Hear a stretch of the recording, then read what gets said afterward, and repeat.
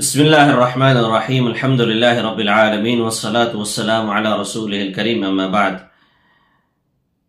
لوگوں میں نماز اوابین کا بہت چرچا ہے، لیکن اکثر و بیشتر اس کی حقیقت سے ناواقف ہیں۔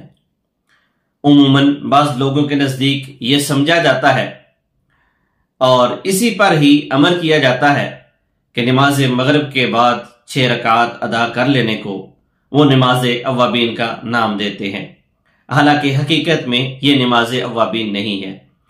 اور یہ روایت پیش کی جاتی ہے کہ نبی صلی اللہ علیہ وسلم نے فرمایا کہ جو شخص نماز مغرب کے بعد 6 رکعات ادا کرتا ہے، ان کے درمیان کلام نہیں کرتا، تو اس کی عبادت کو 12 سال کی عبادت کے برابر لکھا جاتا ہے۔ اور ایک روایت کے اندر آتا ہے کہ اس کے گناہ 1 سال کے اس کے گناہ معاف کر دیے جاتے ہیں۔ اور ایک حدیث کے اندر آتا ہے کہ اگر اس کے گناہ سمندر کی جھاگ کے برابر ہی ہوں تو وہ بخش دیے جاتے ہیں۔ لیکن سند کے اعتبار سے یہ تینوں احادیث سخت ضعیف ہیں۔ اگر یہ احادیث صحیح بھی ہوں تو ان احادیث کے اندر کسی بھی جگہ پر اوابین کا ذکر نہیں ہے۔ تو مغرب کے بعد جو نماز پڑھی جاتی ہے وہ عام نوافل ہو سکتے ہیں، لیکن نماز اوابین نہیں۔ نماز اوابین کا وقت کیا ہے؟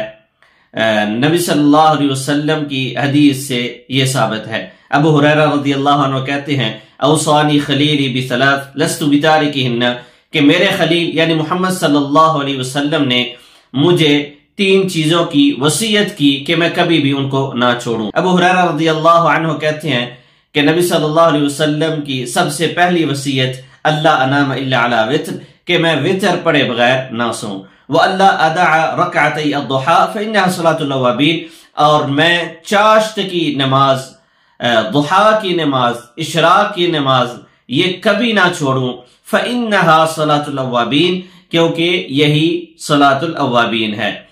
اور تیسری وصیت کہتے ہیں کہ نبی صلی اللہ علیہ وسلم نے جو مجھے کی وہ یہ کہ ہر مہینے 3 روزے یہ میں کبھی نہ چھوڑوں۔ یہ صحیح الترغیب کے اندر حدیث موجود ہے اور سندن صحیح حدیث ہے۔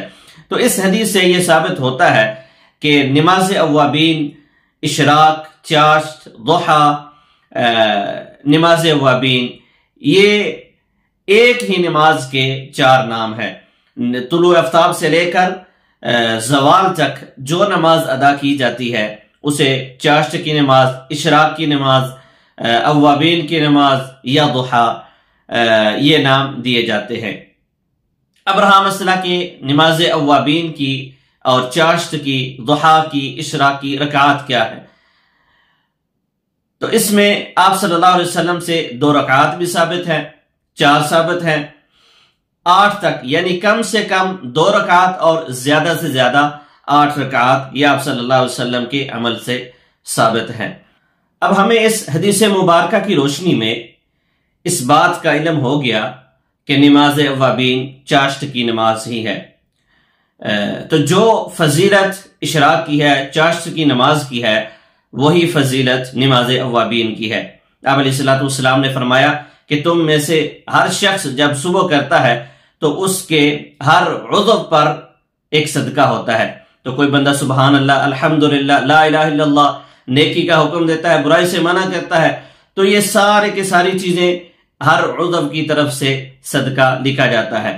تو آپ علیہ السلام نے فرمایا اگر کوئی بندہ ضحیٰ کی، چاشت کی 2 رکعات ادا کر لیتا ہے تو یہ اس کے ہر عضو کی طرف سے کفایت کر جاتی ہے۔ تو ہمیں اس نماز کی حفاظت کرنی چاہیے۔ اللہ تعالی ہمیں سمجھنے کی، عمل کی توفیق عطا فرمائے۔